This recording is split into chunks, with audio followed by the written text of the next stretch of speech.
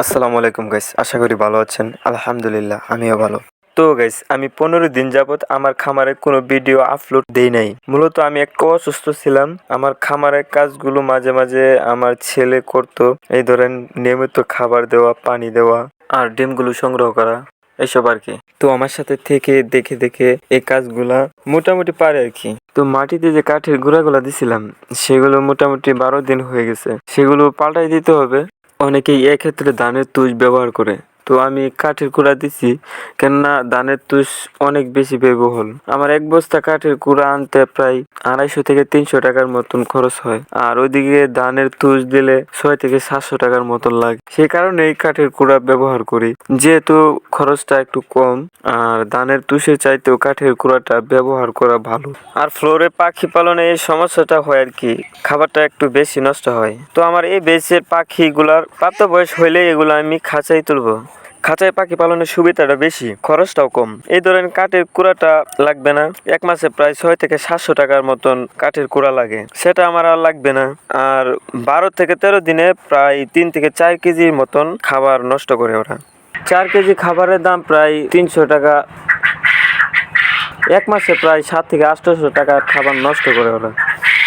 তো নতুন করে কাঠের কুড়া দিয়ে দিলাম। তো গাইস, এখন থেকে নিয়মিত ভিডিও দেওয়ার চেষ্টা করব ইনশাল্লাহ। আর আমার একটা ফেসবুক পেজ আছে সাইদুল এগ্রো নামে, কৃষি বিষয়ক ফার্মিং বিষয় নিয়ে। সেখানে আমি মূলত যে কাজগুলো করি সেগুলো তুলে ধরার চেষ্টা করব। ওইখানে স্টেপ বাই স্টেপ সেগুলো পাবেন ইনশাল্লাহ। আমার ইউটিউব চ্যানেলের বায়োতে লিঙ্ক দেওয়া আছে, অবশ্যই ঘুরে আসবেন। তো আমি এখন ব্যবহার করা যে কাঠের কুড়াগুলো আছে সেগুলো রোদ্রে দিয়ে দিব। যদি এগুলো আবার ব্যবহার করা উপযুক্ত থাকে তাহলে ব্যবহার করব। তা না হলে আমার ধানের জমি আছে, ধানের জমিতে দিয়ে দিব, সেখানে সার হিসেবে ভালো কাজ করে এগুলো। তো খামারটা পরিষ্কার করার পর খাবার পানি দিব।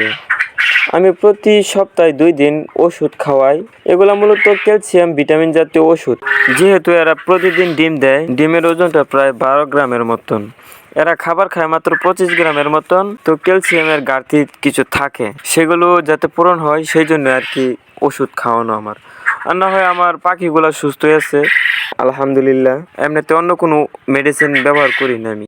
আর আমি একটা ডিম থেকে বাচ্চা ফুটানোর ইনকিউবেটর মেশিন অর্ডার করছিলাম রবিউল ইনকিউবেটর থেকে। তো সেই মেশিনটা আজকে বিকেলের দিকে চলে আসবে কমলাকান্দা।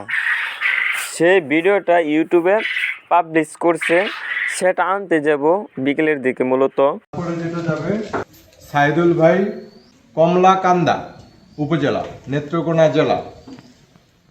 উনিও হাঁস মুরগি এবং কোয়েল, উনি মূলত কোয়েলের জন্য নিচ্ছে, এর পাশাপাশি হাঁস মুরগিও ফুটাবে। তো আমার ঠিকানা হচ্ছে সুনামগঞ্জ জেলা, তাহিরপুর উপজেলা, উত্তর শ্রীপুর ইউনিয়ন, বাগলি। এদিক দিয়ে মেশিনটা আনতে গেলে একটু সমস্যায় পড়ে যাব। যাতায়াত ব্যবস্থাটা ভালো না আর কি, সুবিধাটা কম, সেজন্যই কমলাকান্দা উপজেলা ঠিকানা দিছি আর কি। এদিক দিয়ে রাস্তাঘাট ভালো আছে আলহামদুলিল্লাহ। আমার সুবিধার ক্ষেত্রে এই ঠিকানা দেওয়া আর কি। তো সুন্দরবন কুরিয়ার সার্ভিসের মাধ্যমে আসবে আর কি।